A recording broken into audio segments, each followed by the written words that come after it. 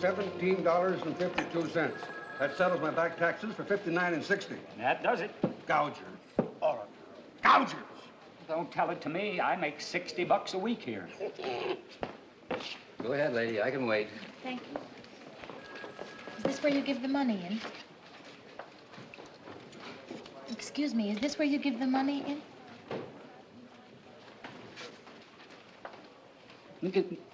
Let me see your form, miss. I mean, did you make out a form? I mean, where are your papers? But this is the only paper that I thought was necessary. Oh, I can't take your check without the regular 1040 form. It's to be sure it's the correct amount according to your return. Well, this isn't according to any return. It's just money. I want to give it to the government. Well, this is very irregular. First of all, this is the Department of Internal Revenue. Oh,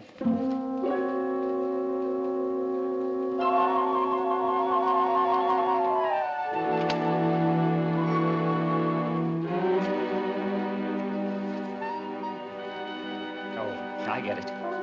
April Fool. Next. No, please. Next.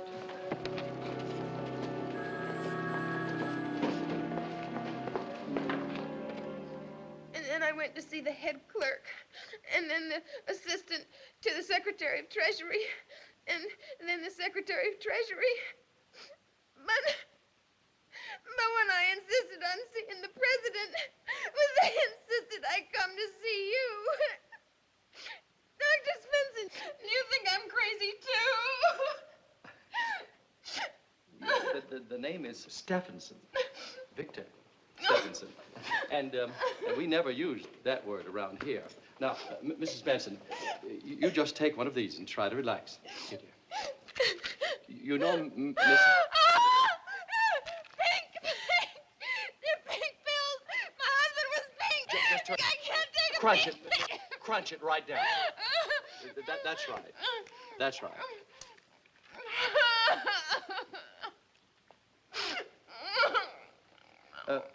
Mrs. Benson,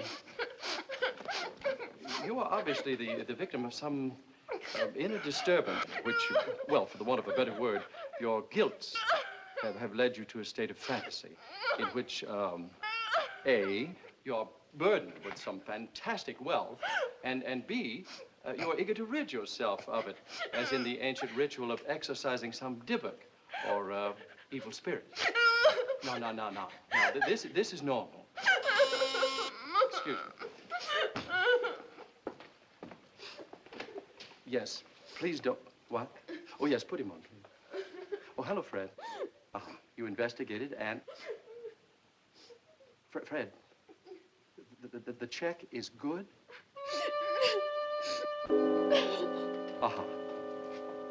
Yes. Thank you, Fred. I have the strangest tingling sensation in my toes. Are you all right? What? Oh, what happened? Well, A, you fainted, and B, I poured water on you. I'm terribly sorry, but I didn't know what else to do. No, it's all right. You did the right thing. Do you faint often? Oh, just once in a while. It's the shock of realization whenever I've been dead wrong about something. The fainting is a running away, as it were, from the reality that I'm not infallible. You see, it's been the pattern of my life from the time I was a... Wait a minute, what is this?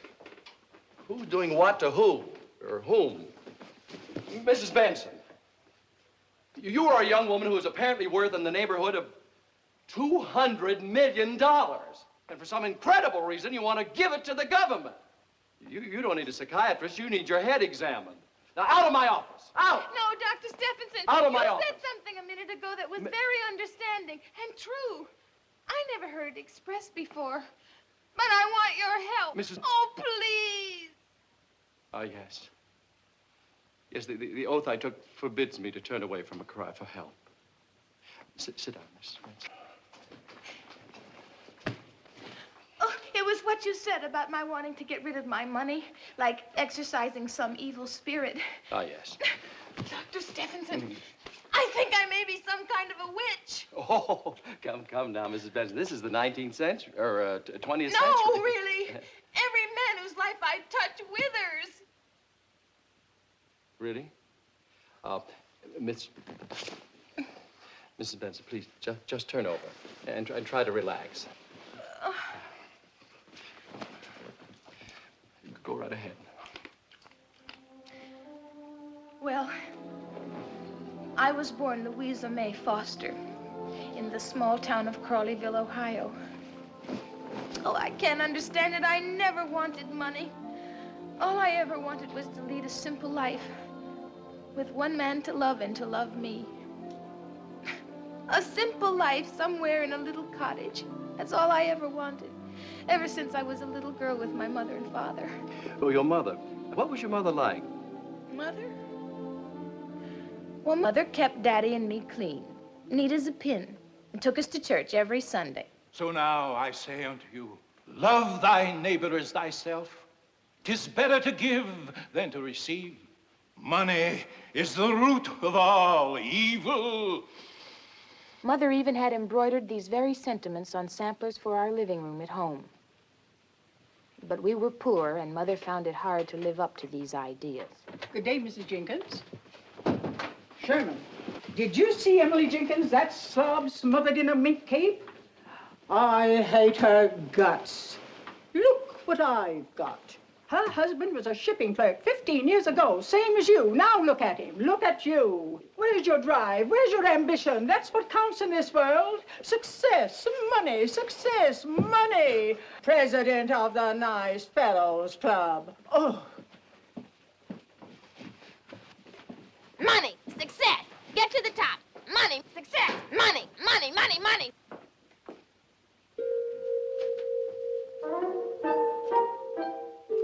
As the years went by, I saw my dear, sweet Daddy dwindle away under this, till you practically didn't know he was there.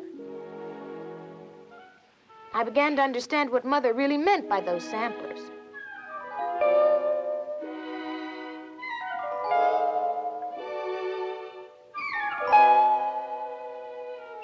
You play your cards right, and we'll have more money than we need. But Mother, money isn't everything. I know Leonard Crawley owns Crawley's Emporium and 3/4 of the property in Crawleyville, but I'm not going to marry him just because he's the richest man in town.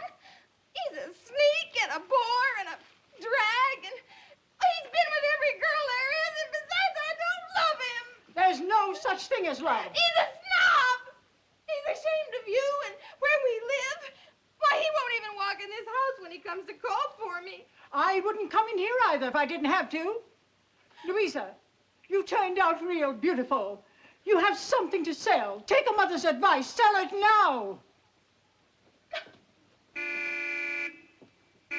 Yes, Leonard, you better hurry. I'm not going. How dare you turn down a man like Leonard Crawley? I tell you, he has money. You go and get it. Leonard was waiting. I thought over everything he had to offer. The Crawley home, the Crawley stables, Crawley's department store. But then there was Leonard himself. Leonard Crawley was, how shall I say it? Well, that's not fair, I guess. He was just Leonard Crawley, son of wealth. Put it right down next to mine, baby. Gee, I wish I'd said that. You can use it anytime you want. Just give credit to Crawley. That's more than Crawley ever did for anyone else in this town.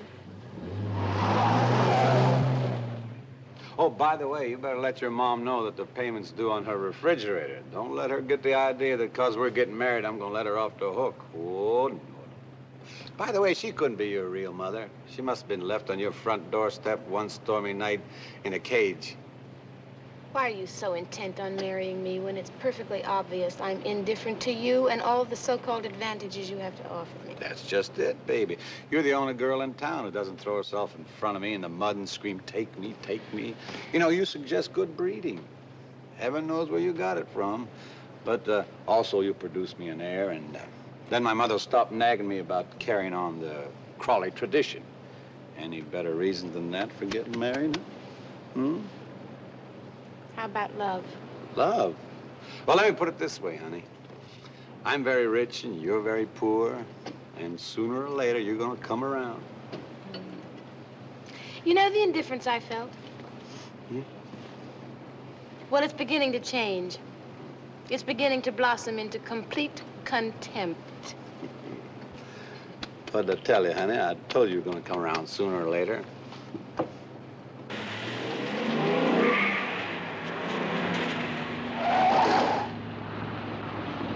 Got to pick up the 6 o'clock town news for my store manager. Crawley Gestapo. Oh, yeah. Uh-oh, that eyesore. The only spot in town we don't own. But it's just a matter of time before old Hopper will come around. Just like you, baby. Good afternoon, Mr. Crawley. Miss Foster, nice spring weather. All right, make it fast, Driscoll. Yes, sir. Mrs. Willoughby was 5 minutes late getting back from the doctor today. $5 fine off her salary. Yes, sir. Hopper sent back the answer to your latest bid on his property. It's still no. He says he doesn't want to make money. He just wants to keep his little place as it is. Edgar Hopper. I haven't run into him since high school. I wonder how many days I get for manslaughter. In Crawleyville, they wouldn't even find you, sir.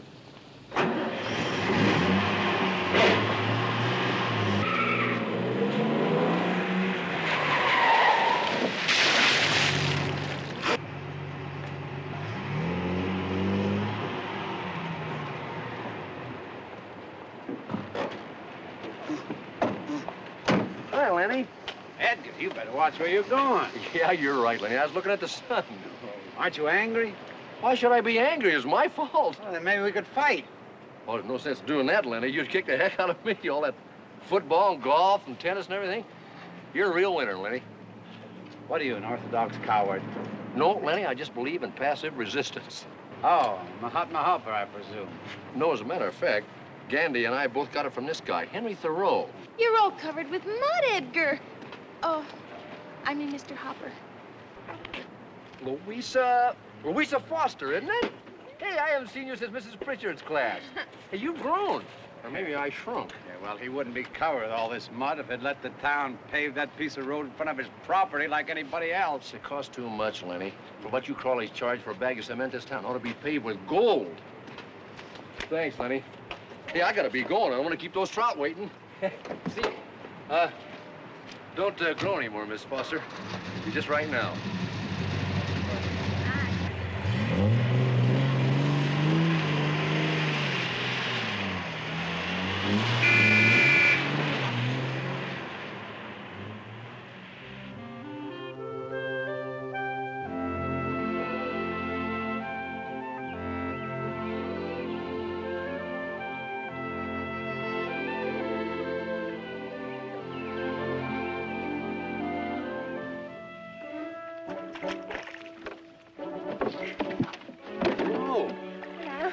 Imagine finding you here.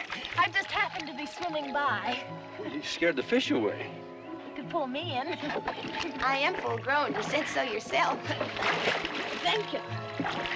Sit down. Here, put this on. Thanks. Did you catch any? Well, yeah, 3, including you. I'll cook them for you. My clothes are right down there. Do you have anything to cook them in? Well, my baronial estate's right over there. Is that where you live? Yeah, kind of on the simple side, I know. Simple. Yes. Oh, our lives are frittered away by detail. Simplify, simplify. What did you say? Our lives are frittered away By detail. Simplify. Simplify. A girl who can quote Thoreau. Oh, I couldn't quote him before I went to the library this morning. I'd never even heard of him before yesterday. You mean you didn't swim by my boat just by accident?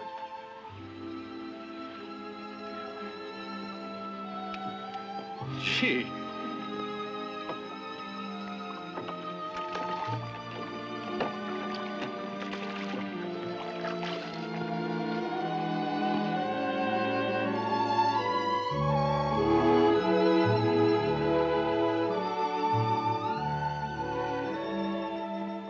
future Mrs. Leonard Crawley doing here anyway? Well, now, whatever gave you that idea about me? Well, I don't know. Everybody in town takes it for granted. You are engaged to him, aren't you? Well, he takes it for granted. But Edgar, as far back as I can remember, in grammar school, in Mrs. Pritchard's class, you know, when I sat in front of you, I wished that I had had long pigtails so you could stick them in the inkwell. Did you really? I'm not going to marry Leonard Crawley. Of course, he'll never understand anyone turning him down. Especially for you. Louisa. You mean you take this instead of all that? But Louisa, I've got nothing. I'll always have nothing. I'll always be nothing. Edgar, that's what I want. Nothing. To quote me and not Thoreau, I love you.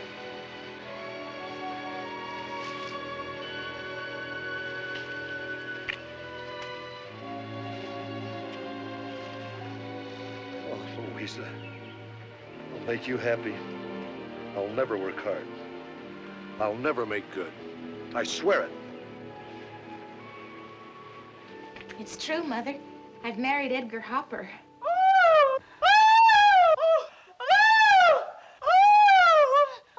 Whereas Mother received the news of my marriage to Edgar with ill-disguised displeasure, Leonard took the news in his stride.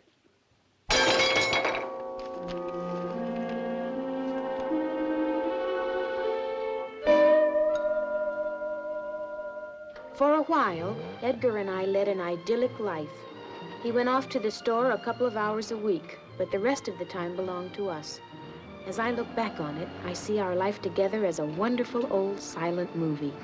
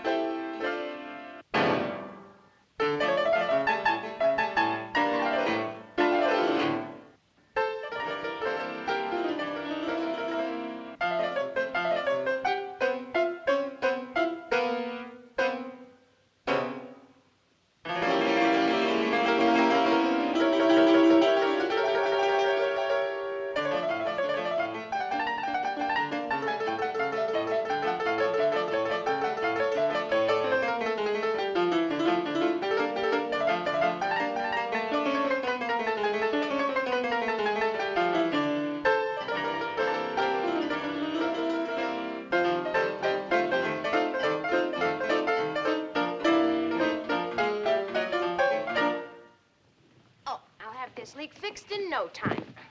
Well, that old water tank always gave a lot of trouble. Hey, you know, I'm going down to the store one of these days and get some chicken wire, fix these springs. You can do almost anything with chicken wire.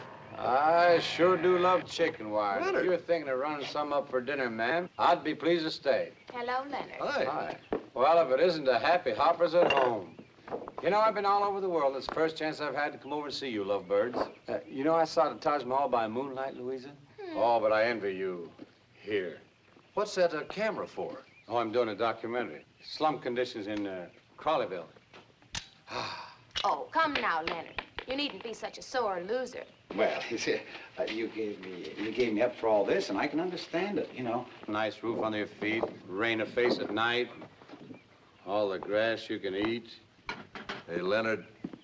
huh? Get out of here before I twist your head off like a turnip. Well, is this the voice of passive resistance speaking? No, just get out of here.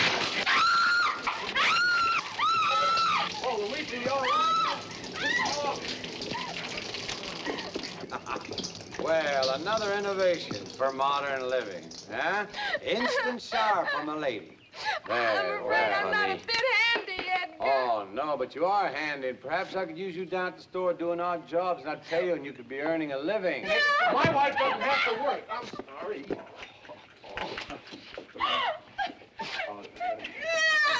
Ed, seriously, Ed, why don't you come down and see me this afternoon and sell me that piece of property of yours? Someone could do something with it. Not you, of course, but someone. I said to get out of here. All right. Get out of here. All right, I will. I'm getting out. Sorry to barge in on you kids like this, but I'll send a Christmas basket.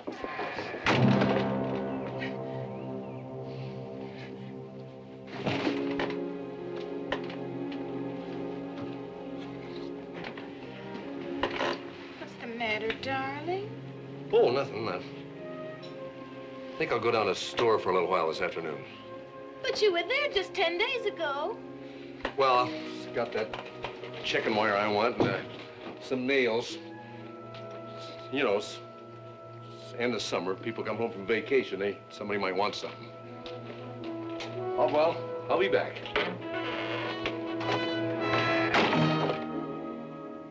But he never really did come back. Not the Edgar Hopper I knew. When he hadn't returned by the next day, I hurried into town. This is the biggest sale in the history of our county. Don't crawl the crawling, folks. I guarantee you 10% off because of no air conditioning. This is it, folks, right here on Main Street. Hop the hopper. We undersell everybody. Come right in, folks. Instant credit. If we haven't got it, we'll get it for you, folks. Don't crawl the crawlies. Hop the hoppers. So all you shop. Louisa. What is all this? Hopper's Taj Mahal, honey, and it's all for you. Listen, Louisa, when that snake rattled into our house, something snapped. But where have you been? Why didn't you come home? There you were, mending the roof, my wife. Hop, you shoppers. Hop the hoppers. Honey, I want to get you things, dresses and things for the house, a house. But I like our house. Listen, what is it that makes a family go to the same store over and over and no place else? I don't know. Free eats. Free toys for the kiddies. That's it. We'll stuff them and then we'll sell them. Hop, you shoppers. Hop the hoppers. Come on, honey, let me show you around. Hey, you kids. Get up on top there and keep with the hop the hoppers. Eddie, this is wonderful. Oh, thanks, folks. Terrific. Thanks for coming. Hey, there's a lot more bargains here than that. We'll be back, Eddie. Okay. Some buys, Eddie. Congratulations, Eddie. Oh, thanks. The prices are low, the goods are right, so come to Hoppers from morn till night. We'll be No back kidding, we're open till 10 o'clock every night. How's it going there, folks? Great. Good to hear it. Those are all on Edgar? sale. When will we ever see each other? Well, honey, as soon as this thing gets going, we'll have more time together than ever. But we had all our time together before. What about Thoreau? Thoreau? But you don't want to keep pace like all the others. You heard a different drummer, remember? Oh, yeah, I hear a different drummer, all right. And the music I hear says hop, hop, Eddie. Hop. Well, looks like we got him at last, Driscoll. Have we? The people seem to be eating it up. Anybody will run to look at him free. I figure I give him 3 months and he'll hop himself right into oblivion.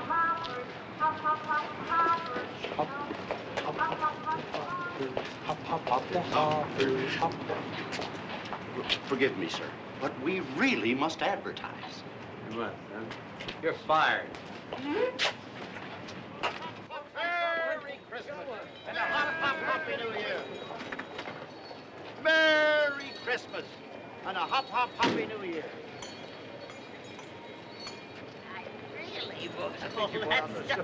And it's no trouble at all, Mrs. Freeman, no trouble. If you can't leave Hoppers, Hoppers leaves with you. Hey, Ned, you drop Mrs. Freeman off on the way home, okay? Okay, Oh, thank you, Edgar.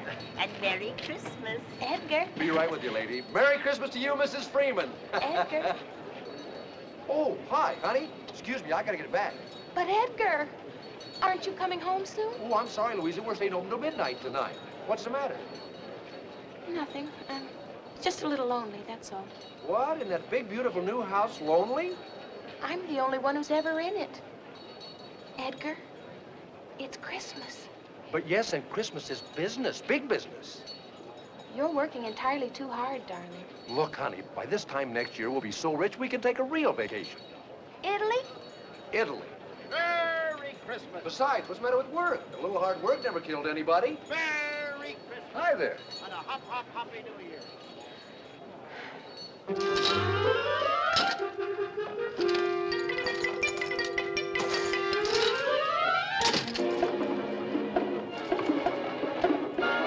Edgar's hard work included hitting out with every modern sales device known to man, and Crawleyville was his captive audience.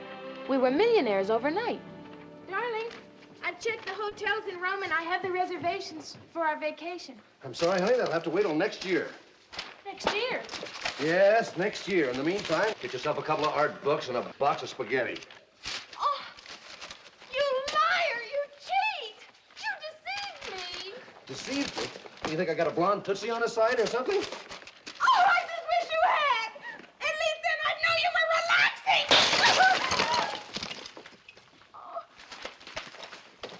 Oh, you don't even have any feelings anymore! When we got married, you promised for better or for worse that you'd never make good, that you'd always be nothing. Well, look at us. We're so rich we never even see each other anymore. Edgar, you're frittering away your life in detail. Simplify, simplify. Simplify, schmimplify. A little hard work never killed anybody. Edgar was like someone bewitched, like the sorcerer's apprentice. He couldn't stop. Get me 300,000 feet of rust-proof chicken wire. Listen, what is with our order on the Mother Goose Atomic Disintegrator Kit? No, make them think they can't live without doorknobs that light up in the dark. Think big. Our musical mop, which plays Let Me Call You Sweetheart, I'm in Love with You, is a marketing failure. Get something happier like Stars and Stripes Forever to guarantee musical moppa.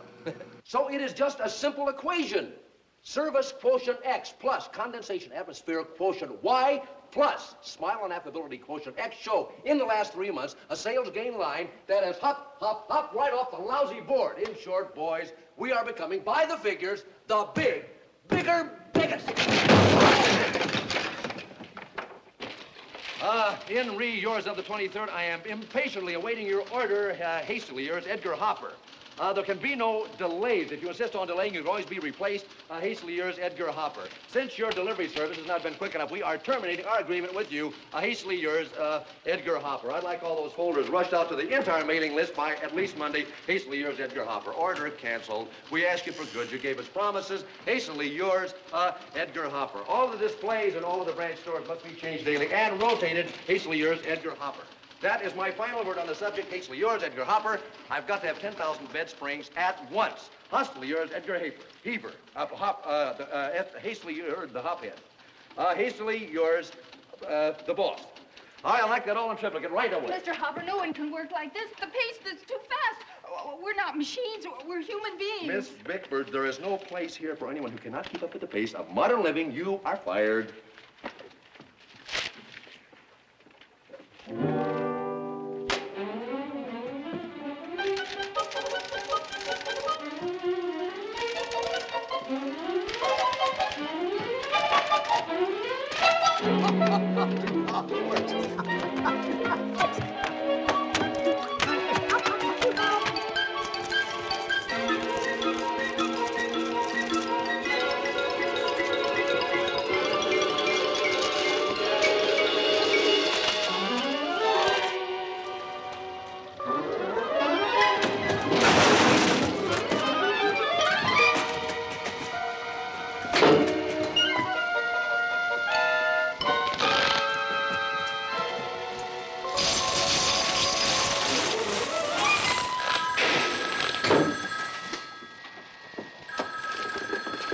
Yes?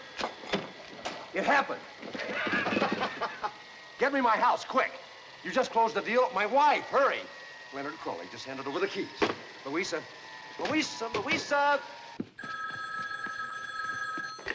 Hello? Louisa, it happened. What's happened? The next time you walk down Main Street, there won't be any Crawleys there. It's gonna say, Hoppers. Louisa, I did it. I wiped them out. He's through in this town. Ah, I guess that's what you wanted, isn't it? Oh, I got what I wanted. And I got money, wealth, success, position. And next year, this town is going to be called Hopperville. And how'd I get all these things? Through work. Just good, hard work. Which all goes to prove that a little hard work never killed anybody.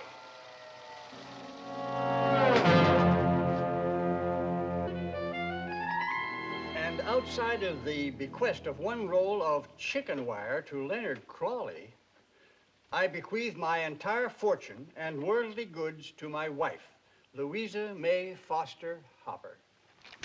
Edgar had left me approximately $2 million in cash and securities. And as Thoreau probably never said, that's a lot of lettuce. But, my dear, you mustn't think that this in any way makes you a witch. Oh, of course, it is tragic that Edgar died. But one swallow doesn't make a summer. Your behavior sounds exemplary, to say the least, very least. Why did Edgar change that way? Oh, normal. Quite normal. You see, he was the weakest of the tribe who had somehow won the prize, you, without really having had to fight for you. Latent feelings of inadequacy lay dormant until he was triggered by Leonard, parading before you in his rich, many-colored feathers. Edgar naturally felt impelled to get even more feathers. And driven by this ego drive, he smothered in his own feathers. It happens every day, you know. Tell me, what happened to the other feather, or fellow, this Leonard? I never heard from him again. Oh. Dr. Stephenson! Louisa, I'm sorry. Just relax. Oh, I'm terribly sorry. There. Now, please, please. Just relax. Yes. Try to relax. You were saying about Leonard. Where did Leonard go? Well, he just walked away like a plucked chicken. Normal. Quite normal. Yeah. Well, I put all the money in the bank, and I gave the house to Mama. And I took a small allowance for myself, and I got out of Crawleyville. I took a trip to Europe alone, to Paris. I wanted to forget, and I was determined never to marry again.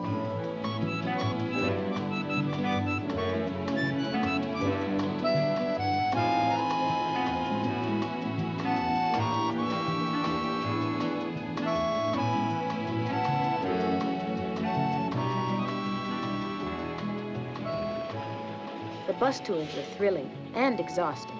Du Charlie, c'est le meilleur stationnement du quartier à la...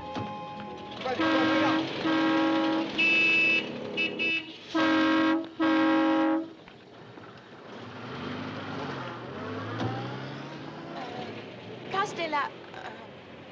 Desjardins de... Est-ce que... I ain't got all day, lady. Where do you want to go? Oh, you speak English. All of us foreigners do. It's compulsory. You American?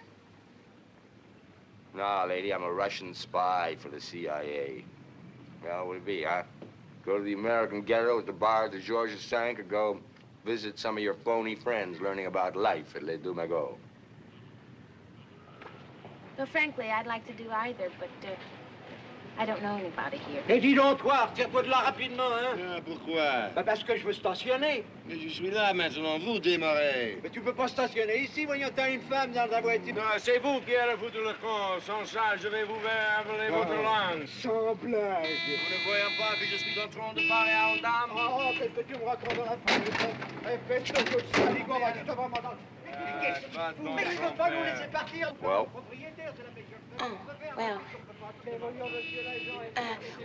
Well, I think I'd like to see some more pictures. I've just been through the Louvre, and that was wonderful.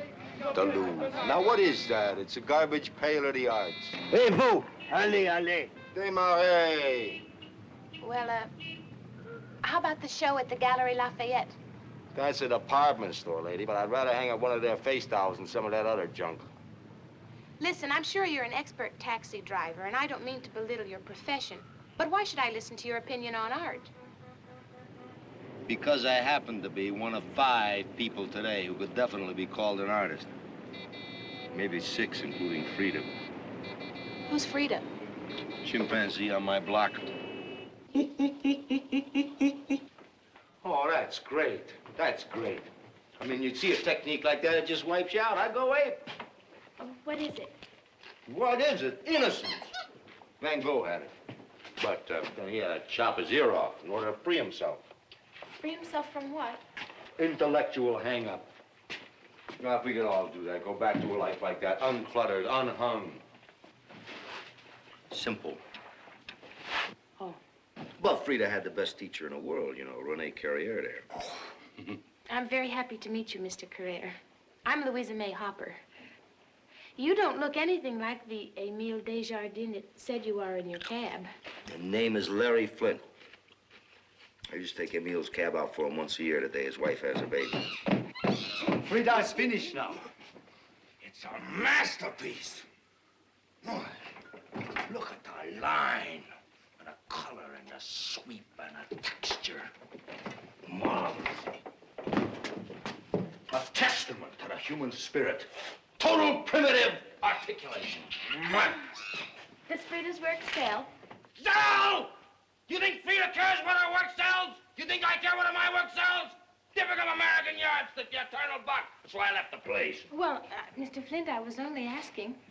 Banana. Ah! What's that? She's at it again. Well, is someone being murdered? Ah! Are we going for the police? Hey, Larry, we shot 3 already.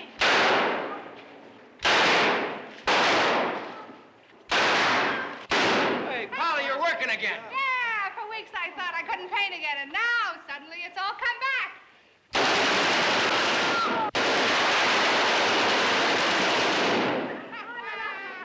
One of the greats. Oh, that picture makes me sick. Oh, thank you. Thank you very much. Good. Feel sick. It should make you feel sick. It's destruction, pure and simple. That's what today is all about. That technique is her way of expressing it.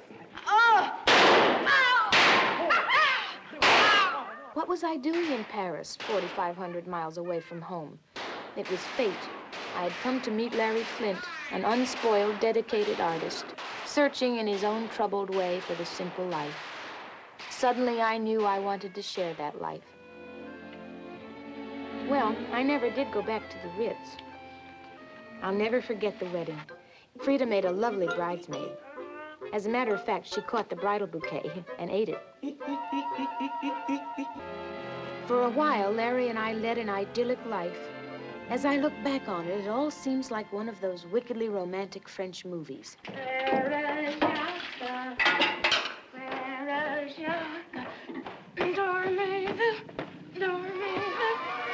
Allons, mon vieux! Allons maintenant!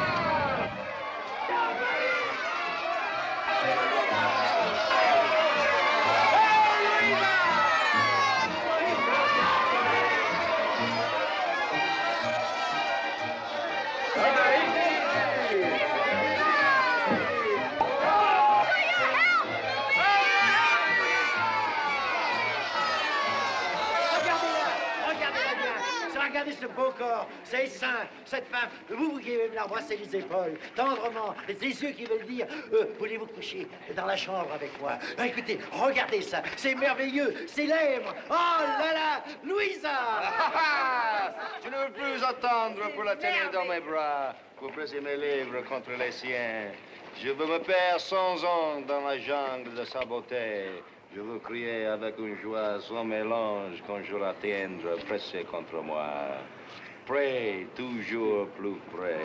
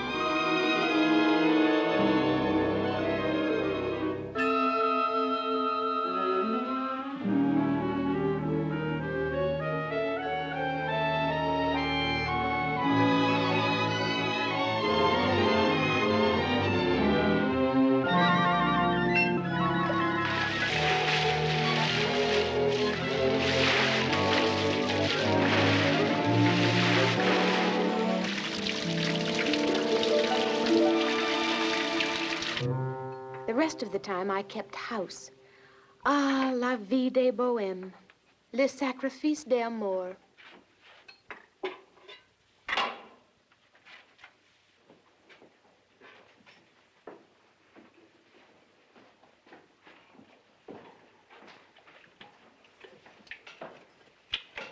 This week's dinner. Oh, darling, how beautiful. How did you... Opus 752. But, darling, that's one of your most beautiful paintings. Well, we can see it any time we go to the butcher shop. Monsieur Blanchard has got it hanging right over the tripe and the sweetbreads. But I've told you so many times in the United States and Won't America... touch it. Not a nickel. Money corrupts. Art erupts. Oh, that's a beautiful saying. It's immortal. I just made it up. Hey, say, listen, why don't you bring some of that downstairs for me? Will you? I got some erupting to do.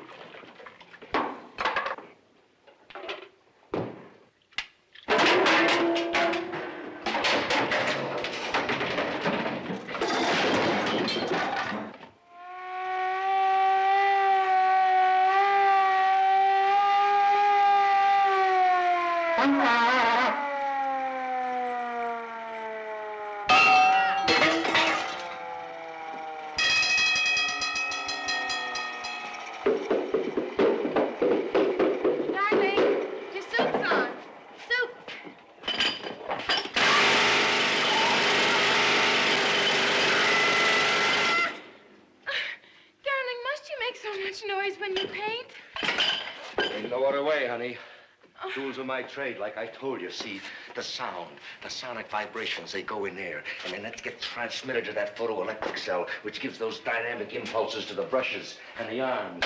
And it's a fusion of a mechanized world and a human soul. Well, it's the only affirmative statement being made in the world of art today. I'm sorry I forgot. It's a terrible thing being so dumb. Well, you're really not so dumb, honey, because to tell the truth, I don't understand it myself.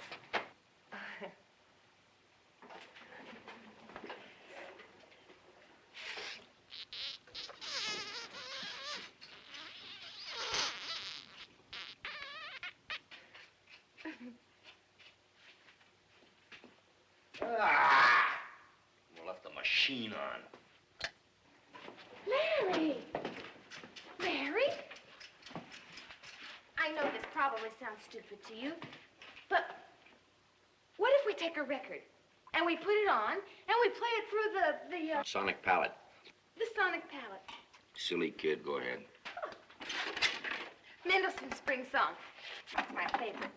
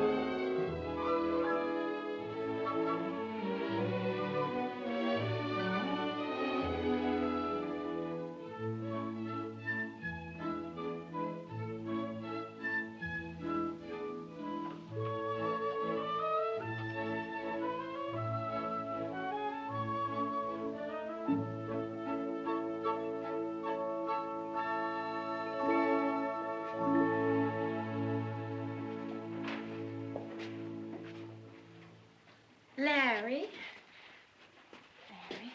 Oh, I like the ones you make with your own noises. They're the real you.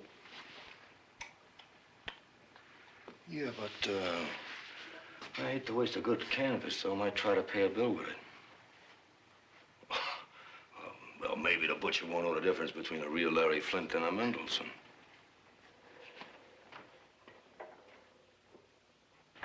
Hey, Louisa, hey! Guess what? What, darling? I didn't leave it at the butcher's. I was there showing it to him, and there's this customer in there buying pig's knuckles. So he looks at the picture, and then he puts on his glasses, and he gives me his card, and he gives me 40,000 francs. That's almost $200. Oh, Why, that's wonderful, darling. All from that silly little idea. Yeah, well, I gotta go downstairs and get to work. I'll be listening for all those dear funny little noises.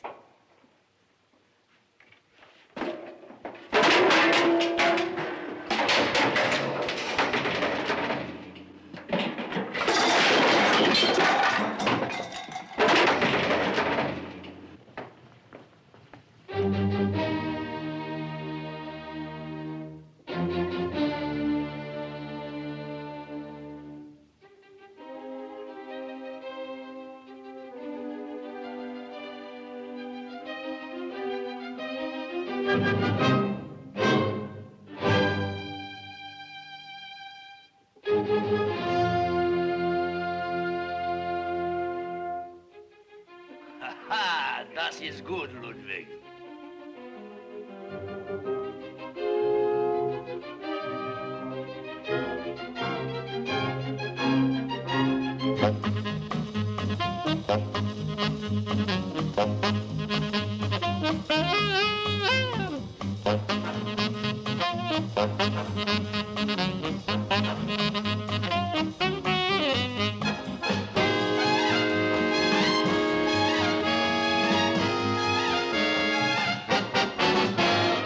The show was a smashing success.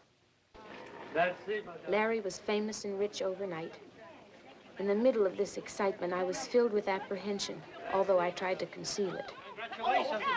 I'm insufferably honored. Translation, mais, s'il vous plaît. Frida and I are very happy. At last, painting which is music and music which is painting. How do you do it? Joe, how can anyone explain the workings of the inner man? Actually, the act of creation might best be described as pure animal instinct. If only Beethoven were alive to just hear this painting. Ah, yes, poor Ludwig, I think he'd be very pleased. Your paintings make me want to kneel, pray, and cry. Well, in that case, Baroness, why don't you buy one? Then you can kneel and pray and cry at home. Translation, master. Flynn, please let me introduce you to all Paris. Well, thank you very much, but me wife and I don't take much to our places. We'll just go back to our little garage and attic. I got work to do.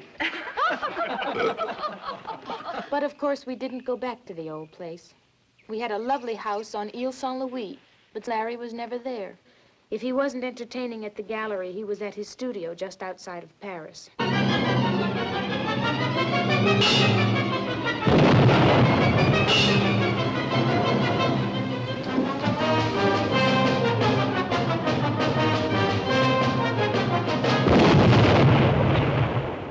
I was tired of being alone, tired of wearing these ridiculous outfits Larry painted for me.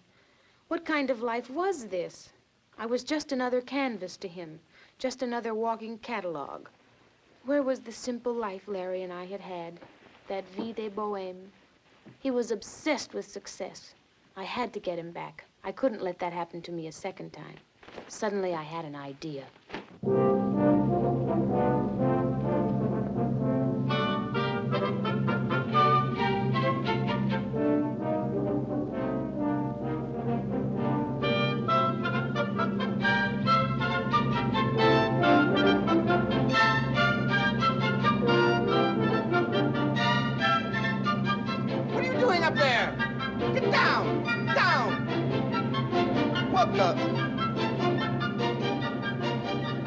Stop that! Right now! Stop that! Stop that!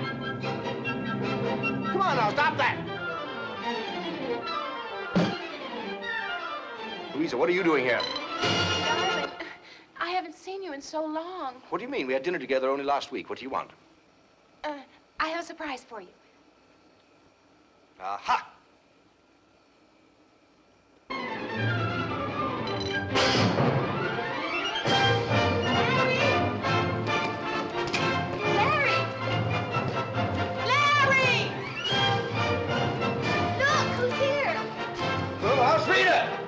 Painting better than ever. Larry. Larry, we have missed you, Larry. Oh, yes, I missed you, too.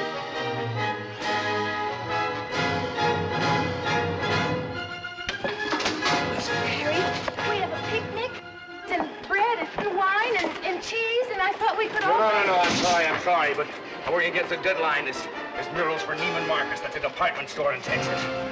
150,000. We've got to get it rolled up and on a jet by tomorrow. What are you doing up there? Ah! God, I never should have had these damn things made in Paris. What are you doing? Where are you going? Get back in line there. Stop there now. Stop there. Get back there.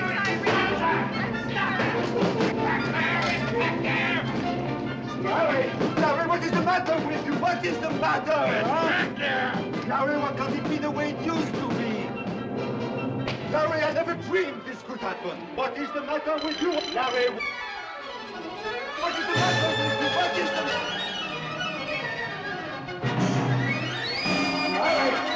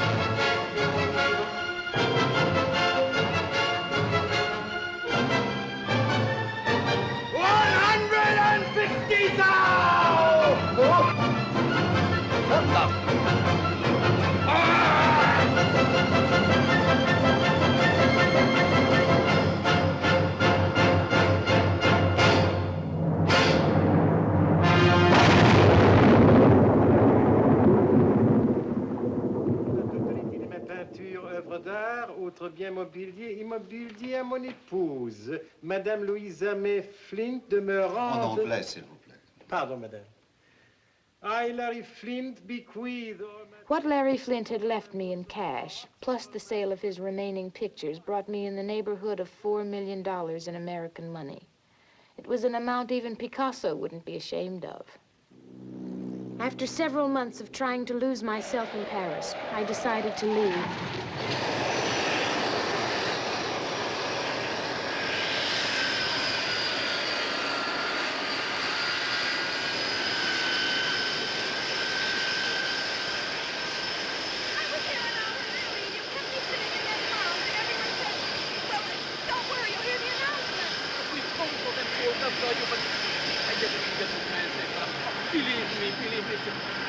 Oh, my luggage is on that plane. Oh, I had my heart set on getting out of here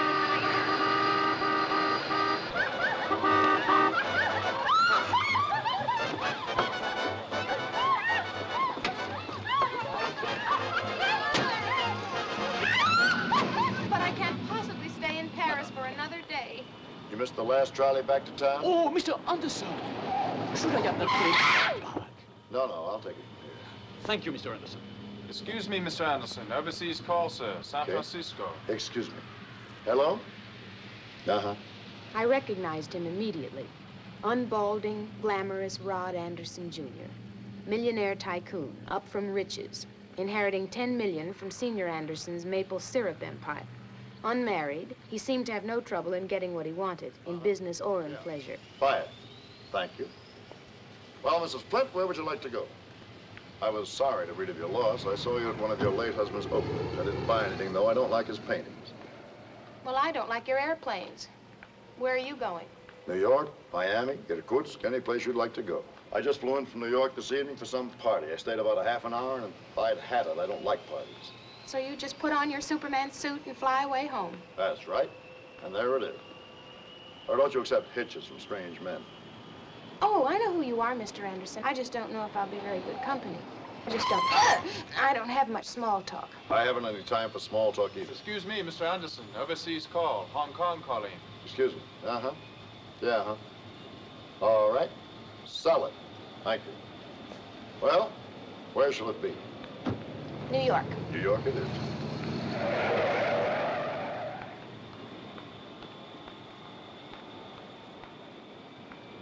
What was I getting into? What was on that plane? I looked at the name of it. Melissa. Naturally, it would be named after a woman. I'd heard enough about those dissolute playboys.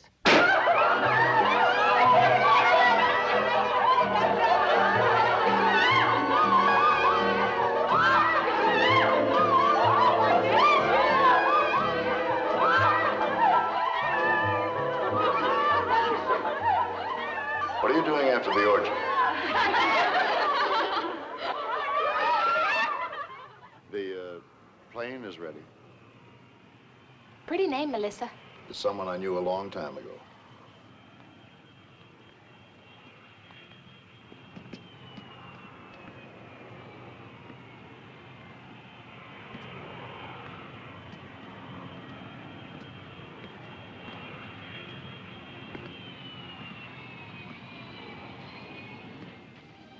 Good evening, Mr. Anderson. Good evening, Mark.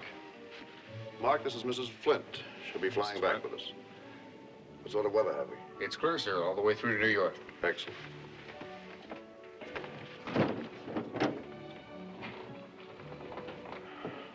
Good evening, Willard.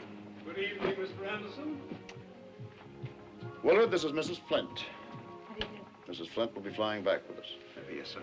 Her bags left on the 1119. You have them picked up at Idlewild and delivered to, The Montclair Hotel? is that your favorite? Well, I've never been in New York.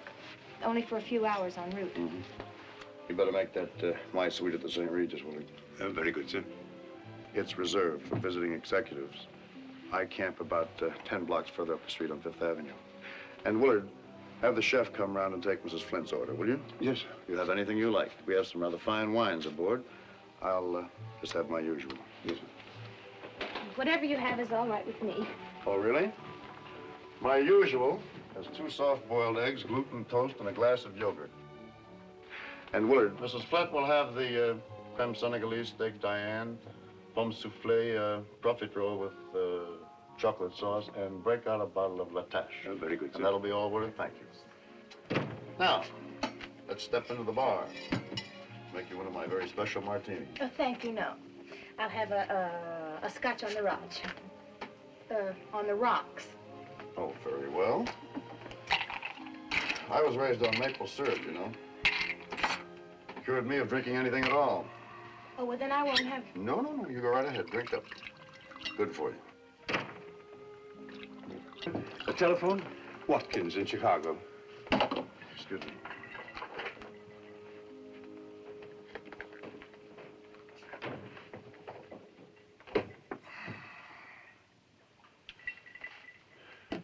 You know, you really are rather beautiful. But, is that your hair? Yellow. Okay, you just sit tight. No, I think Prescott's bluffing anyway. True, there was no orgy on board. He wasn't the Diamond Jim Brady of the jet set. But he was arrogant, cold, sure of himself, ordering people around. Another object lesson in what money and power can do to a human being. For all of it, he really seemed to be a miserable and lonely man. Why, he never even smiled. Not once had a smile lit that stony, sunless face. Well, a tycoon's work is never finished, is it? That's what you call yourself, isn't it, a tycoon? Absolutely. Absolutely. Every morning I get up and look at myself in the mirror and I say, "Good morning, tycoon." I know you don't approve of me, Mrs. Flint, but that need be of no concern to either one of us. I'm going into my office now. I've got some work to do. I promise not to interrupt by calling out points of passing interest or the weather conditions over Baffin Bay. I'll see you in New York, and don't forget to fasten your seat belt.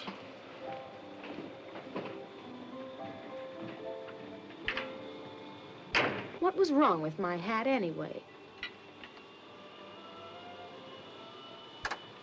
Okay, Mark, I'll take it.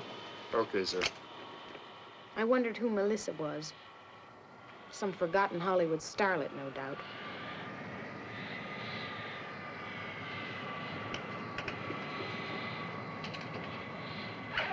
I was scared. I hated being alone during the takeoff.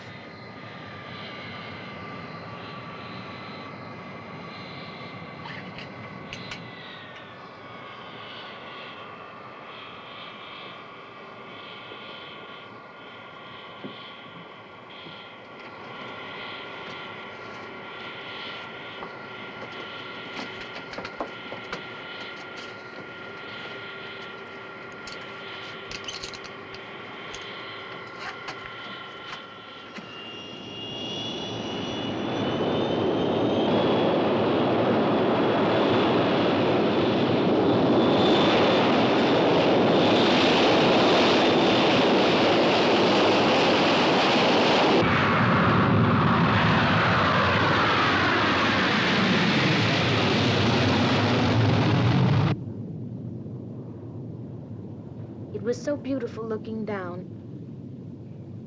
The lights, the sky, the stars. How I wished I had someone to share it with. Not this unsmiling, airborne cigar store Indian. Then the fatal thing happened.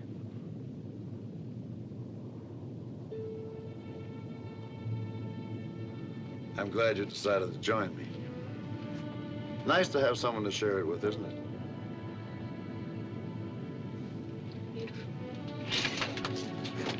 Excuse me, sir. Telephone Zurich? Willard, tell the gentleman I just stepped out.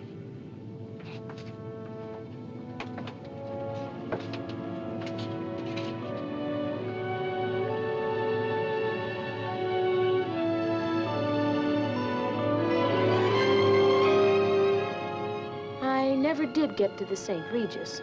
We were married in New York, in his fabulous penthouse.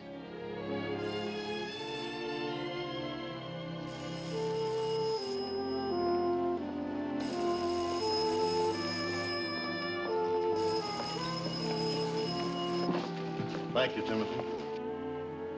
Hello. Yes. Okay. I felt so safe at last. Rod had all the wealth and success he wanted long before he met me.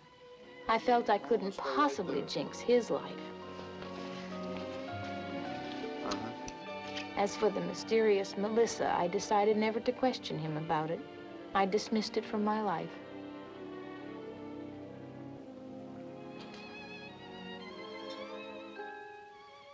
A little trinket from Harry Winston. As I look back on it now, our life together was like one of those glamorous Hollywood movies, all about love and what'll she wear next.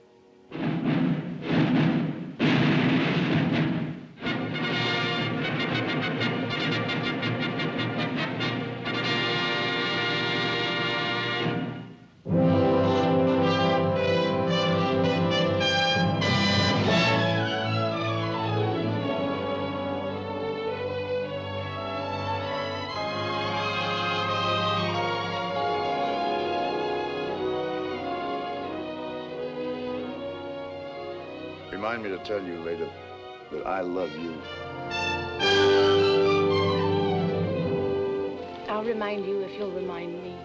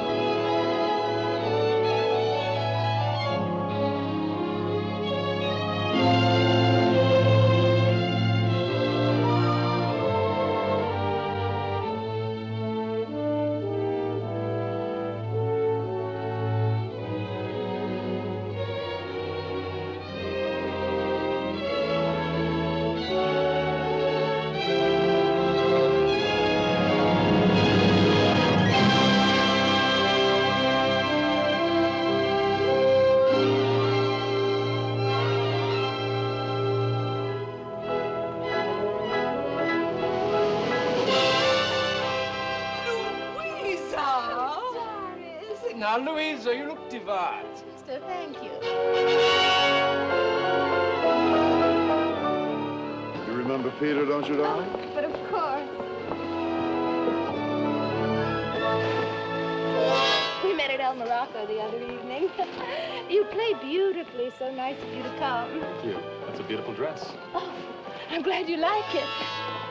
It's my favorite. My very own favorite. I want to talk to you. What is it, dear? You remind me to tell you later that I love you.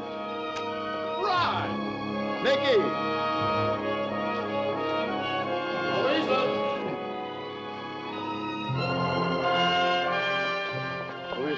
Here's someone you simply must meet.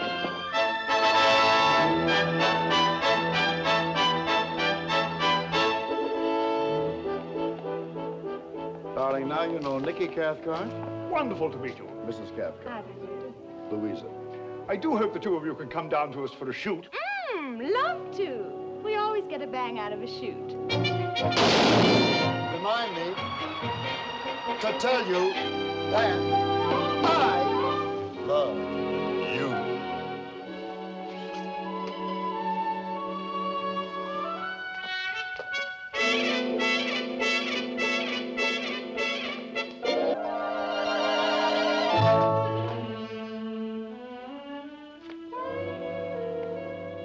I remind you just as soon as I change my nightgown.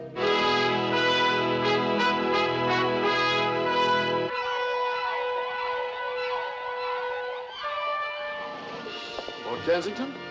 Lady Kensington, may I present my wife, Louisa? How do you do? So nice. Delighted. How do you do? We're so happy you could fly in for the evening. I hope the two of you can come down to the Abbey this weekend. Oh, we'd love to. Oh, but darling, I haven't a thing to wear. I'm reminding you to remind me to tell you that I love you. Thank you for reminding me. I'm reminding you that you said to remind me to tell me that you love me. Thank you for reminding me. Thank you.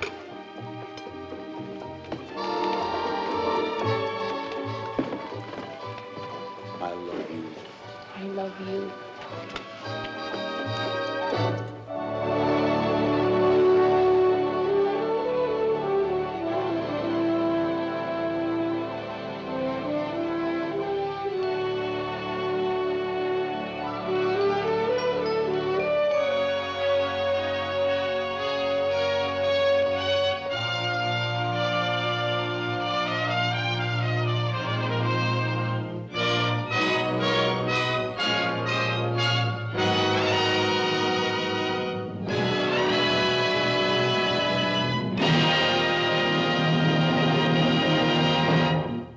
Why didn't he tell me before? Hello, darling. I'm sorry I'm late. Will you tell him that he's through? This is total disaster. How could it possibly happen to me? What happened? Louisa, ever since we got married, I've been neglecting my business. I've been so much in love with you that I've paid no attention to it at all. I've just let it slide. Well, I've just been reading these business reports. Are you faced with ruin? I am 3 times as rich as I was the day we got married. Oh, no. Nobody triples the business of Anderson Enterprises but Rod Anderson. Someone has been giving orders. Somewhere, somebody in my organization. Well, that's absolute treachery. Someone's been giving orders behind my back. Imagine that. If I want to lose a fortune, I'll lose a fortune. If I want to triple it, I'll triple it. No one else. I'm going to get to every one of my offices all over the world, and I'm going to find out who's been running things behind my back. Triple it. How could he possibly triple it? Who can the guy be? You spend years training employees, executives to serve you faithfully, and they stab you behind the back. That's loyalty for you. Willard, you make arrangements for trips to Sydney, Johannesburg, Hong Kong, and Bombay. I'm looking for somebody, and I'm not coming back until I find them. I knew there was no man to look for. It was only me and my witch's curse. Sleep was impossible. Next morning, Rod would go out of my life forever and meet his doom somewhere. I was terrified. I tried to think of a way to save him.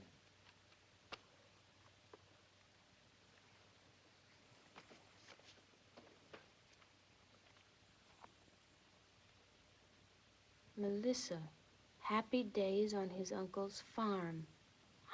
The simple life.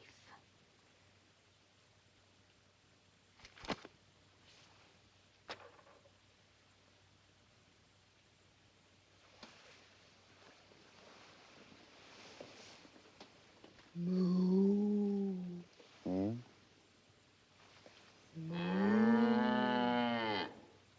Melissa?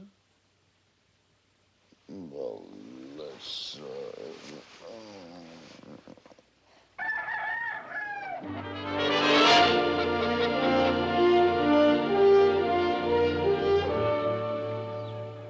a simple, modest little farm. 24 leghorns for me to look after. And a cow named Melissa II. And a bull named Melrose.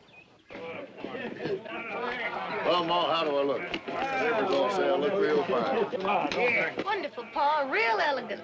And one more nip of our local cider. Well, it's my 4th, and I'm not a drinking man, but seeing as how it's welcoming day, here's to you. Hey, thank you. Good day, Mr. Anderson. Good day, Mrs. Anderson. Have another drink. Oh, I'm driving.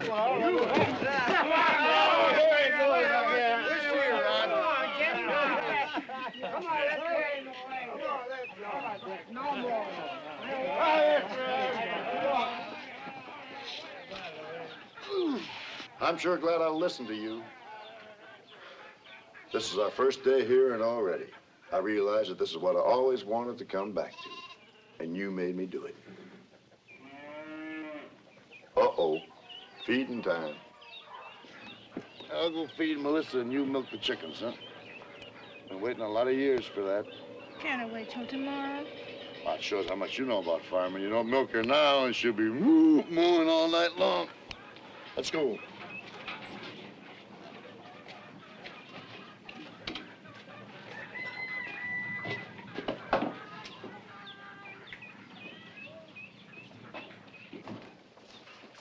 Hello, Melissa, baby.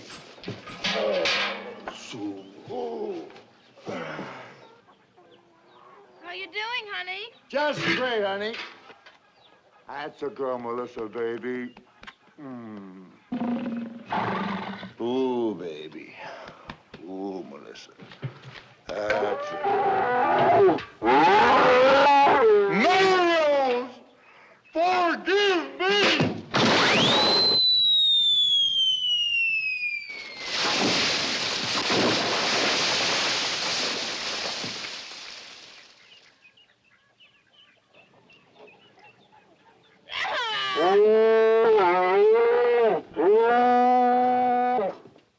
And all the rest of my holdings, cash and securities. Several months after the funeral, I had to listen to the grim business details.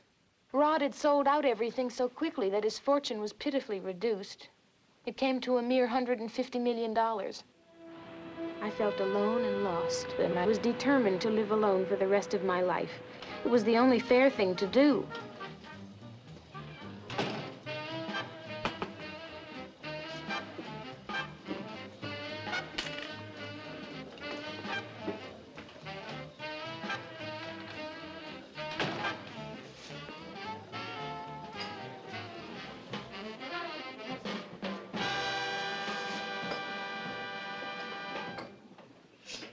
Isn't there any way of getting a cup of coffee here? Isn't there any way of getting a cup of coffee here? What's your name, miss? Louisa May Hop, Flip Anderson.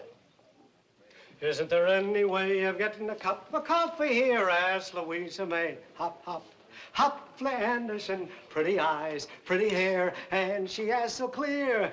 Isn't there any way of getting a cup of coffee here?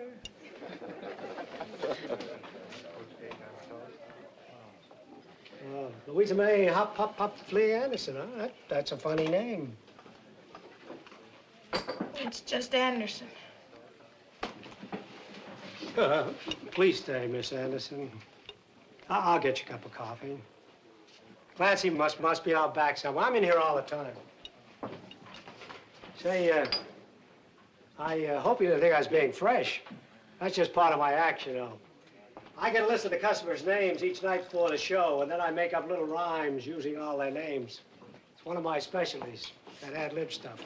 Coffee, sugar, Danish, serve the Danish, and for a big finale, a napkin. There's our Pinky, always at it. Pinky, ain't you ever off the floor? Why, it's Herbert Bodkin, I do declare, and Ernie Wilkins who's with him there. I said with a grin, Ernie, your hair is getting thin. And Ernie answered, who wants fat hair? Oh, it's true, I never seem to stop being on. No, I liked it. Are you performing around here? Am I performing around here? Who? That's me, Pinky Benson. Can I get you anything else? It's on me. No, thank you. What's done? I got it, Clarence.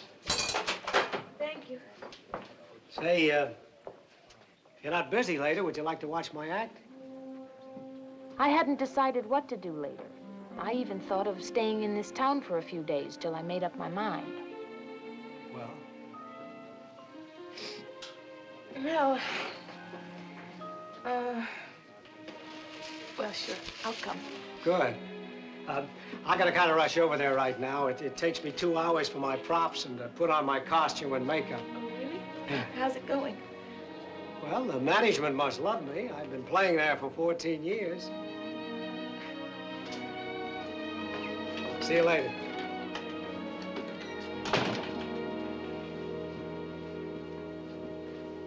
Order the well-done green bean secretaries. Here, over here. Medium well. Titus Billy. Hey, Albert. That's better for you, no cholesterol. Mashed potatoes, well done. One rare hash brown. Hang on to French fries. Take it back. Ah, shut up. I agree, but stop yourself, honey. No man who has a fistful of bones. Okay, okay. Here he is for your dinner pleasure. Jersey City's own, a Pinky, a Benson.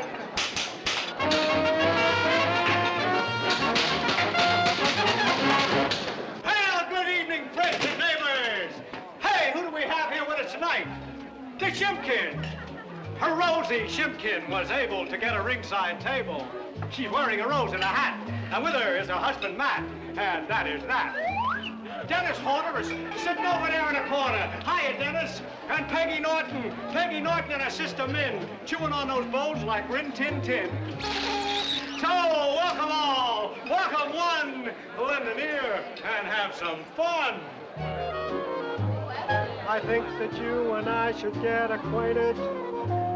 I'll just come up to you and ask your name. What I say is live and leave me alone. Say, isn't the weather fine? And aren't you really glad? So glad that you came. Then after you and I become acquainted, I'll ask you if you'd like to stay a while. You'll say you would. You'll give me a smile. Oh, goody good. You'll make my evening worthwhile. Before our little rendezvous ends, we won't just be acquainted. We'll be the very, very best of friends.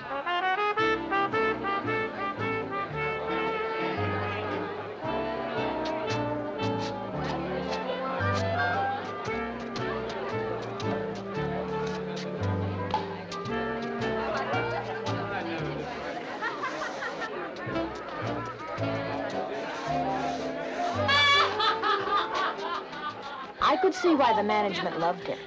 He didn't interfere one bit with the sale of food and liquor.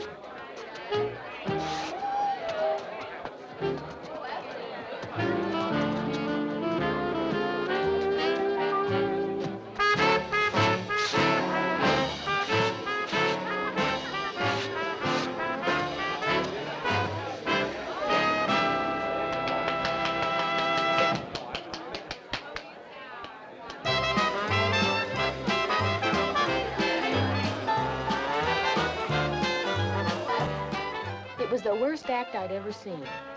Just looking at Pinky made me want to cry. But he was so happy and untroubled. And I feel at home here, as you can see. And in all the 14 years, you never wanted to play anywhere else? Oh, you mean the big time? Boy, why does everybody seem to think you have to want to play the big time? Why? You get to the top of the ladder, you're a slave to your fans, you got no life of your own. Then you got to start worrying about staying up there. No, not for me. I'm happy doing what I'm doing. And you know what? I teach dancing to kids in the daytime. That's nice. Yeah. My wife wanted me to get ahead. She wanted me to get an agent, press agent, publicity, audition, push. Your wife? Yeah, I was married once. We were a team. She always wanted me way up there, so I let her go. And today, that woman is Greta Garbo. No, she married a guy with a lot of dough, and she left the business. I don't blame her. I don't blame her at all. I was just a guy who wanted the simple kind of life. And that's the story of my life as told to Louisa Hallert, Anderson.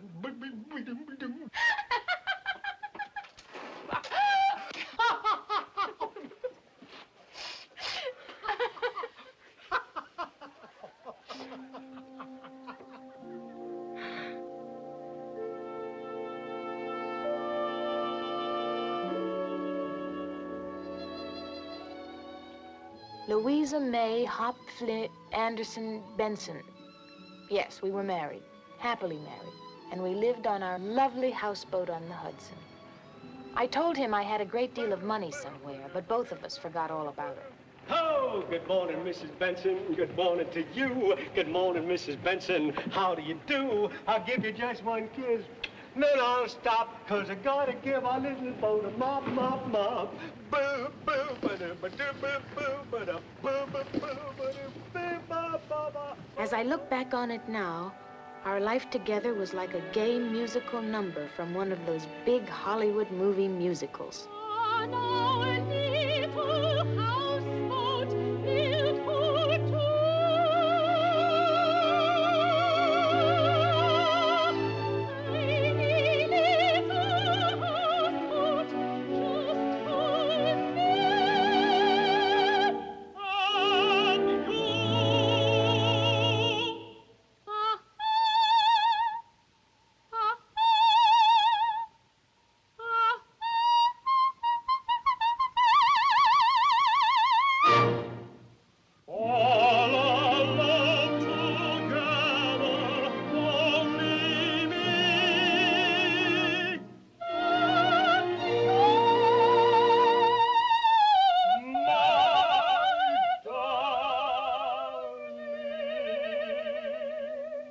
On our houseboat on the Hudson, along, together life is rosy on the Hudson in the far from city streets and far from hills of heather, loving, singing, dancing all of the time.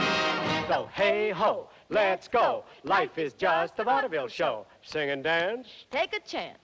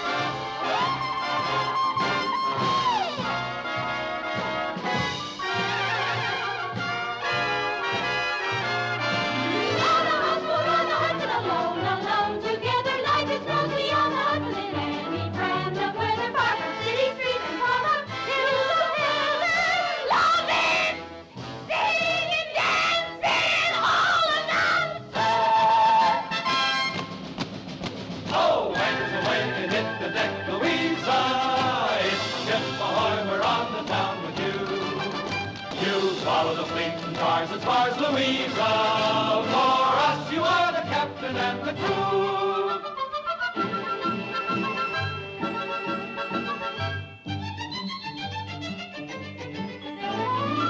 Oh, how we love Louisa.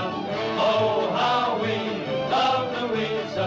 She sent from heaven up above. Just like the tower of Pisa, there's only one Louisa.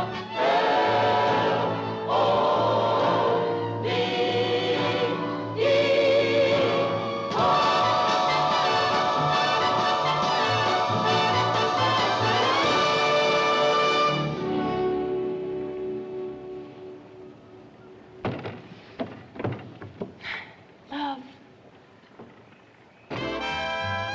Then it began to happen. We were planning a birthday party for Pinky after the last show. Well, I guess we got everything. The hot dogs, the rolls. Hey, look at the clock. I gotta get made up. Oh, you've got time? No, I don't. I have less than 2 hours. It takes you 2 hours to get out of that makeup. You'll be late for your party. Couldn't you just skip it? Skip a performance? No, skip the makeup, I mean. Do it just as you are. Oh, don't be silly, darling. The makeup's the whole act. Here's the bucket of lemonade, Pinky. Thank you. Thank you. Mr. Trentino, because of the party, would it be all right if Pinky went on tonight without putting on all his stuff? Sure. You don't want to miss your own birthday party. Okay, honey? I feel naked. Oh, leave out the verses, too. Leave out the verses. Just this once. Well, all right, on account of the party, but I feel funny. I'm gonna lay an awful egg. And now for your well-done green pea secretary. Ha-ha, boy. A Pinky, a Benson. Let's get out of here. Waiter, check.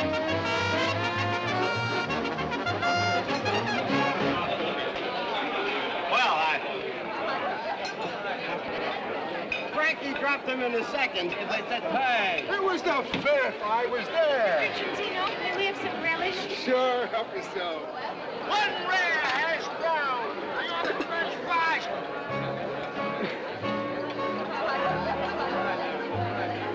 I think that you and I should get acquainted.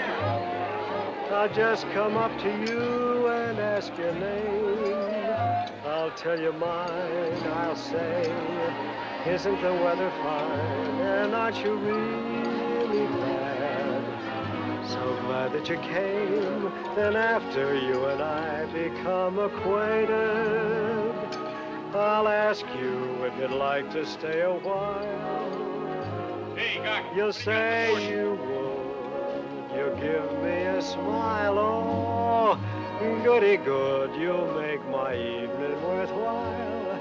And before our little rendezvous ends, we won't be just acquainted. We'll be the very, very best of friends.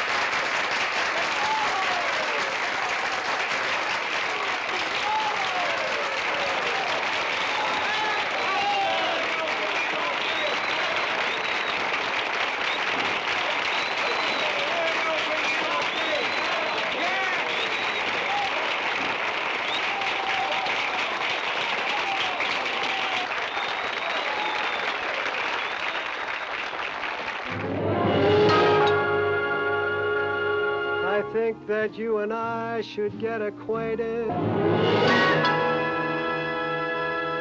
I've grown accustomed to this place.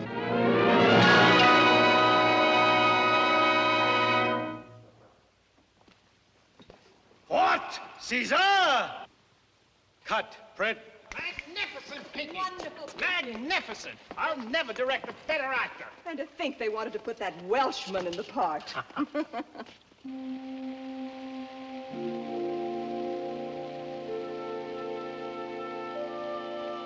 Well, I was still near water, sitting by our beautiful Hollywood pool, alone.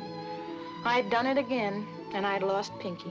Lost him to fame, fortune, his agents, publicity men, secretaries, and his adoring fans. How about my preview in Westwood last night, huh? What a gas. Sure was, Pinky. All those Pinky Benson fans screaming, yelling, crying. Ah, the little people. I love them. I love them. And if the studio tries to cut 1 minute of that film, I'm gonna burn that nut house to the ground. 5.5 hours is not too long for a Pinky Benson fan. Yes, Mr. Benson. Now, about the premiere. Everybody in the ball, see? Hi, Louisa. Hi, Pinky. Going in for a dip? No, I'm going to Brown Derby. I got a business luncheon with these creeps. Ciao, baby. Ain't you gonna change? What for? You know you can't get in a derby without a tie on. Jeez. And Pinky, after lunch, you got to tape a speech to send to Jersey City. Yeah, you told me. What's it for? Pinky Benson Day. Big ceremony in your honor. Citizens are getting together to paint the front of the house you were born in pink. Yeah? Gee, that's kind of sweet. I wonder who thought of that. I did. Yeah? Well, here's an idea from me. What's the matter with this place? The fans and the buses go by here every afternoon. Let's let them know without a doubt which house is Pinky's house.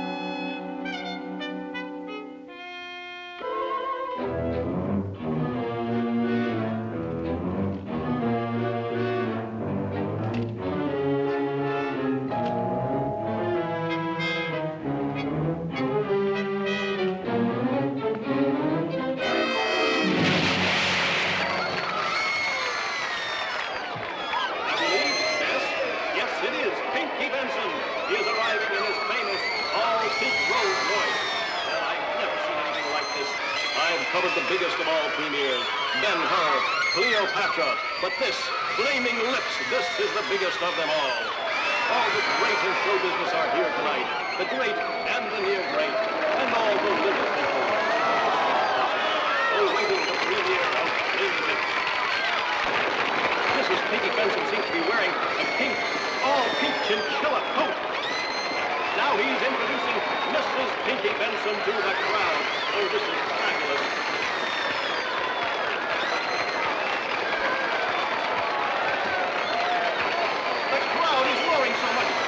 Hear me, ladies and gentlemen. I have never seen a premiere like this. And now they're going into the theater as Pinky Benson. Tonight, in Flaming Lips, Pinky Benson proved that a comedy can run 5.5 hours. Earlier today, Pinky told us his next film will run 7.5 hours. Listen to that applause, Oh, Pinky. Pinky, baby, you're right. This is the guy. greatest thing you've ever done. Pinky, I don't ever want to direct another actor for the rest of my life. Thank you, pal. Let's get rid of that creep. I'll direct the next one myself. This picture is a cinch to do $50 million at the box office. Yeah, too bad I only get half of that. And the studio wants you to co-star with Frank, Marlon, and Carrie in a remake of The Four Horsemen. Well, why should I carry those dead weights? I'll play all four. Come on, Pinky, let's get out of here. The mob is coming. Come on. Break it up, break it up. Everybody out. all right.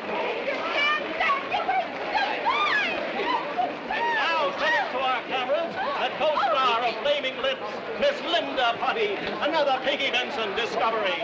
Making new discoveries is the basis of our industry.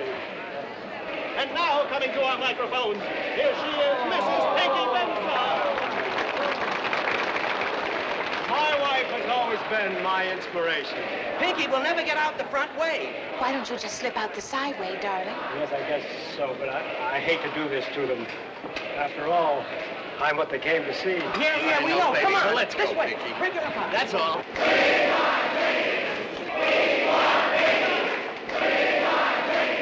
The little people. I love them. Love them.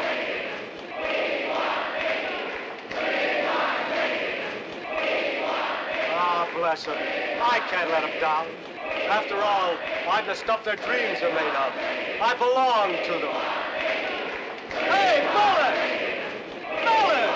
Look who's here! It's me! It's your Pinky! Look, it's Pinky!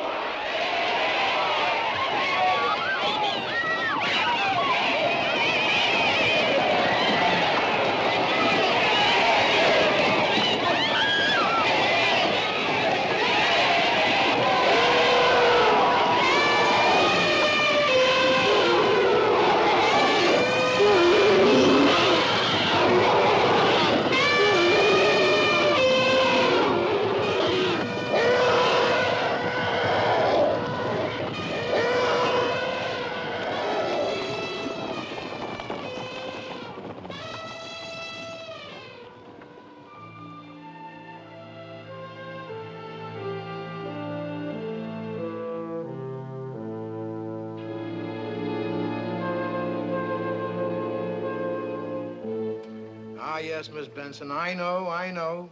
But it's Willsville time in Dixie. And we've got to face the facts. Death-wise, that is. So I'm going to give it to you short and sweet. You get all the moo, all of it. But there's one catch. And so I ordered to be built the Pinky Benson Memorial Museum dedicated to my fans. And within it will be preserved all my dancing shoes dipped in bronze and a giant gold replica of my larynx. A permanent pink light will burn before my statue, and the 15,000-seat auditorium, my pictures will run 24 hours a day. Everything else I bequeath to my wife, Louisa May Benson. Pinky was right. He did belong to his fans. Forever. He was such a sweet man when I met him. And then came... Well, that's all.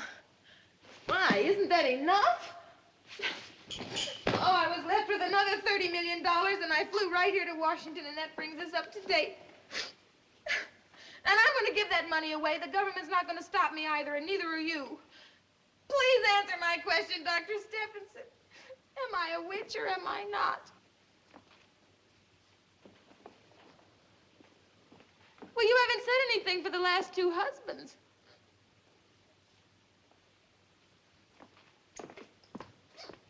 You're not even listening to me.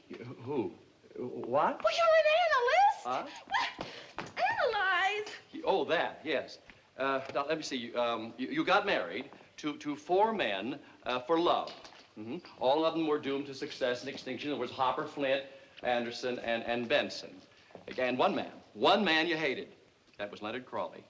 Well, that's a very strong emotion, hate. Say, you know, I think...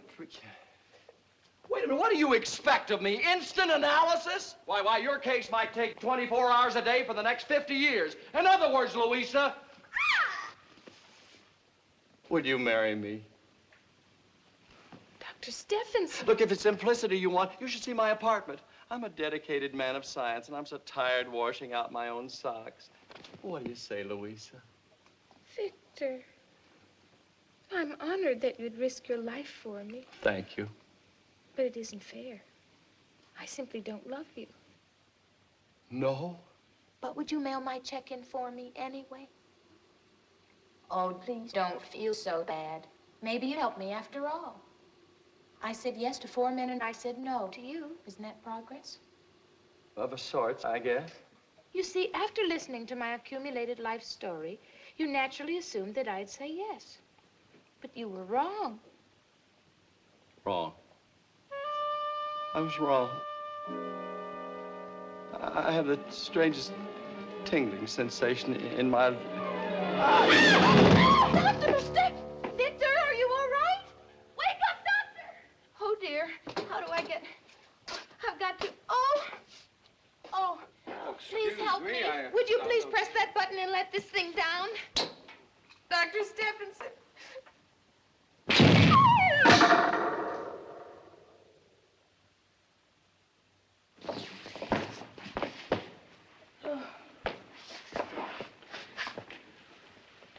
Ma'am, what? Louisa. Leonard Crawley. What happened to the doctor? He fell off. Well, he always does. Oh. Dr. Stephenson. Doctor. Leonard. You're the custodian here. Well, now, Louisa, let's call a spade a spade. I'm the janitor. Oh, how awful. Oh, no. I deserved it. You know, poetic justice is called. But in a way, I ruined your life, too. Oh, no, you made it. You know, when I lost everything, I just began to live. And I'll always be grateful to you and your friend. Thoreau. He said simplify, and you can't get much more simpler than being a janitor. Leonard. You're the only man in the world I ever really hated.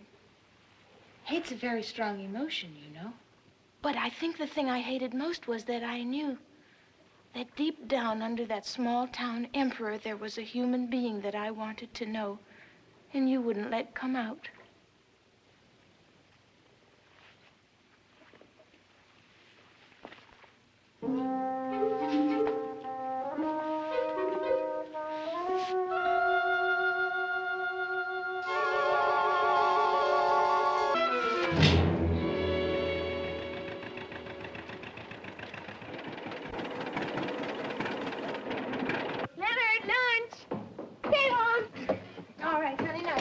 These around.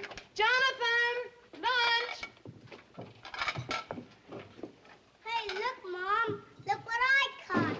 Sharks. Well, wonderful. We'll have these for dinner. Now, help your brother. Geraldine, lunch, honey. Now, don't you drop this. What do you think I am? A baby? All right. Help is on the way.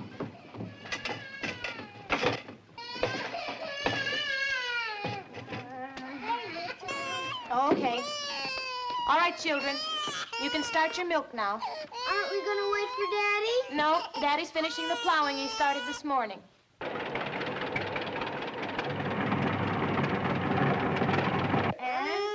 the princess had 4 beautiful children. Leonard, and Jonathan, and Geraldine, and Butch. And they all lived happily ever after.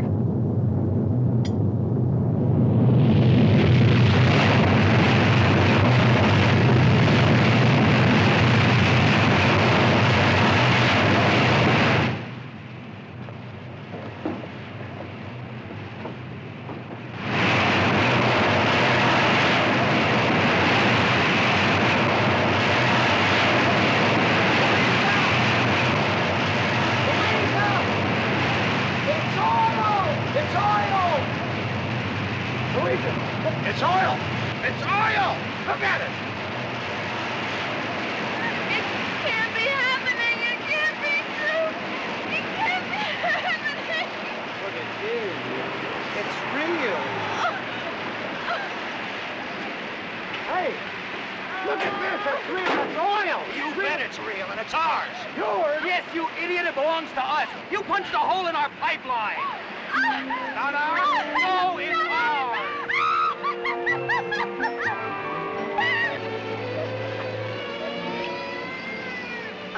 My wonderful, wonderful failure.